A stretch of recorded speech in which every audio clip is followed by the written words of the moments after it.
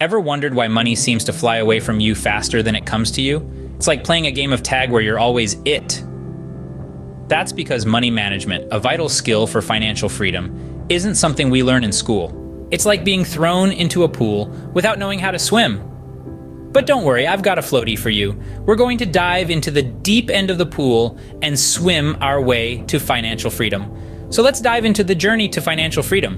What is financial freedom? Is it a mythical creature or a reachable goal? Let's take a moment to demystify this concept. Financial freedom is not about owning a treasure chest of gold or a magical money tree. It's not about having an endless supply of cash or being able to buy whatever you want whenever you want. No, financial freedom is more nuanced and, dare I say, more achievable than that. So let's break it down. Financial freedom is a state where your assets, the things you own, generate an income that is greater than your expenses, the things you spend money on. It's about having your money work for you instead of you working for your money. Imagine a seesaw. On one side, you have your expenses, things like rent or mortgage, groceries, bills, and all the other costs of living. On the other side, you have your assets. These could be investments like stocks or real estate or even a side business. When the income from your assets outweighs your expenses, you've hit the sweet spot. That's financial freedom. Now, I want to stress on the importance of passive income in this equation. Passive income is money that you earn without actively working for it. It's the money that your investments or business make while you're sleeping, while you're on vacation, or even while you're binge watching your favorite show.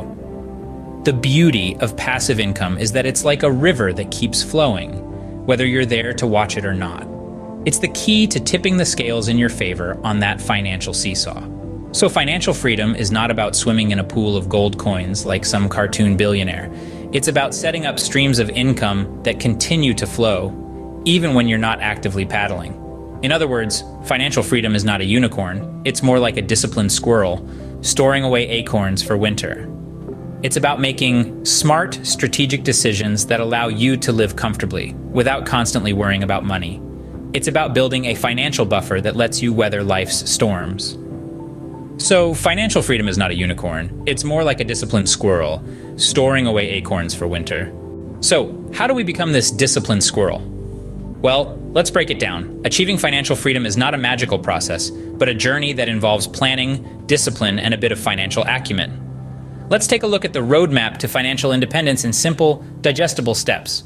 First and foremost, you need to master the art of budgeting. It's essential to know where your money is going and how much you're saving.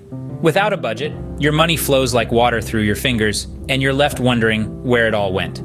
It's like trying to fill a leaking bucket. No matter how much water you pour in, it keeps draining out. So get your budget in order. Understand your income and expenses. Cut down on unnecessary spending and prioritize your needs over wants. Next, it's time to start saving. Yes, saving. It's not the most exciting part of the process, but it's crucial. Think of it as your safety net, your cushion, your financial lifeboat. Start by setting aside a small amount from your income every month. It could be 10%, 20%, or whatever you can manage.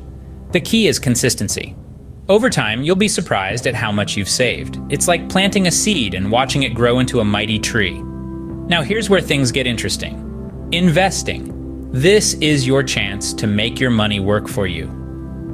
It's not about becoming a Wall Street whiz overnight. It's about understanding the basics of investing and using them to your advantage. There are plenty of investment options out there: stocks, bonds, mutual funds, real estate.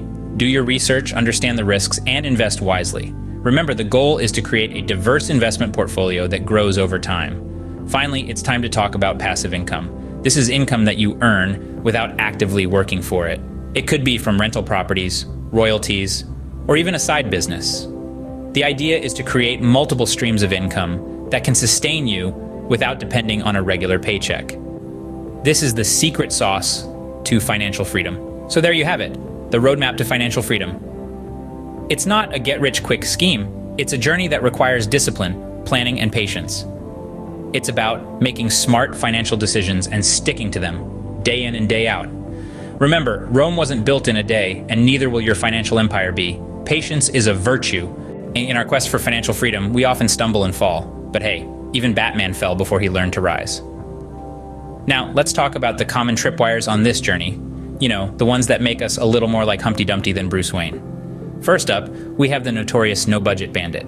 This sly character convinces you that budgets are for number nerds and penny pinchers. But remember, a budget is just a plan for your money. It's like a GPS guiding you towards your financial goals.